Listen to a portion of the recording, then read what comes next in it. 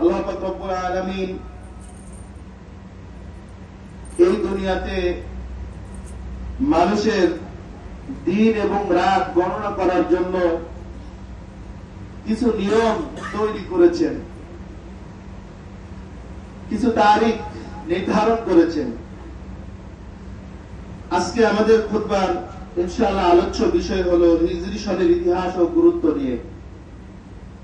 আল্লাহ তাআলা মানব জাতিকে সৃষ্টির শ্রেষ্ঠ জাতি হিসেবে সৃষ্টি করেছেন, অথবা তাদের জীবন ব্যবস্থার জন্য,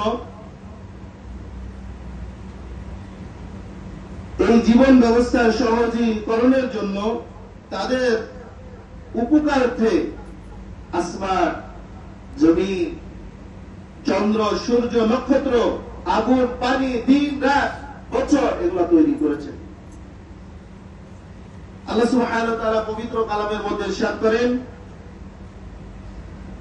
হুয়াল্লাযী জাআলা আশ-শামসা জিয়াআন ওয়াল কামারা নূরা وقدره منازل لتعلموا عدد السنين والحساب ما خلق الله ذلك إلا بالحق يفصل الآيات لقوم يعلمون إن في اختلاف الليل والنهار وما خلق الله في السماوات والأرض لآيات لقوم يتقون الله رب العالمين পবিত্র কালামুল্লাহ শরীফের মধ্যে ইরশাদ করেন, যিনি সূর্যকে রশ্মিময় এবং চন্দ্রকে জ্যোতির্পূর্ণ করেছেন এবং তার পরিভ্রমণের জন্য বিভিন্ন মানজিল অর্থাৎ বিভিন্ন জায়গা আল্লাহ সুবহানাহু ওয়া তাআলা নির্ধারণ করেছেন, যাতে তোমরা বছরের গণনা ও হিসাব জানতে পারো। আল্লাহ এসব যথাতে উদ্দেশ্য ব্যতি রেখে সৃষ্টি করেননি, মানে এটার কোনো খামাখা আল্লাহ তাআলা সৃষ্টি করেননি। প্রত্যেকটা জিনিস আল্লাহ সুবহানাহু ওয়া তাআলা সৃষ্টি করেছেন যে কোনো একটা নির্দিষ্ট কারণ হিসেবে। যে সকল লোক জ্ঞান বুদ্ধি রাখে তাদের জন্য তিনি এইসব নিদর্শন সুস্পষ্ট রূপে বর্ণনা করেছেন।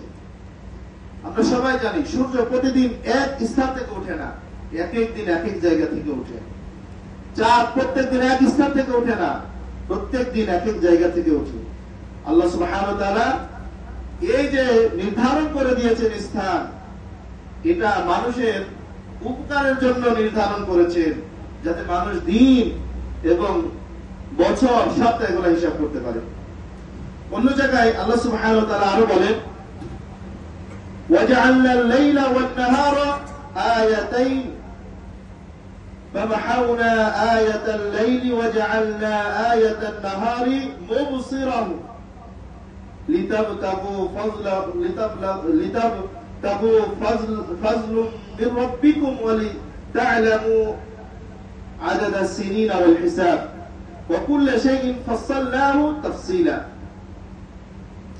এখানে আল্লাহ সুবহানাহু ওয়া তাআলা আরো বলেন, আমি রাত ও দিনকে দুটি নিদর্শন রূপে সৃষ্টি করেছি, অতঃপর রাতের নিদর্শনকে অন্ধকার করেছি আর দিনের নিদর্শনকে করেছি আলোকিত, যাতে তোমরা নিজ প্রতিপালকের অনুগ্রহ সন্ধান করতে পারো এবং যাতে তোমরা বছরের সংখ্যা, মাসের সংখ্যা, সপ্তাহের সংখ্যা তোমরা হিসাব করতে পারো।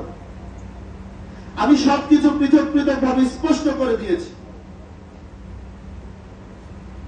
সম্মানিত মুসলিম ইকরাম, দিন রাতের পালা বদলে আমরা অতিক্রম করি একটি সপ্তাহ, 4টি সপ্তাহ পেরোলেই ফুরিয়ে যায় একটি মাস, এবং ভাবে 2 মাস পার হতে হতে 12টি মাস পেরোলেই আমাদের থেকে বিদায় নেয় একটি বছর।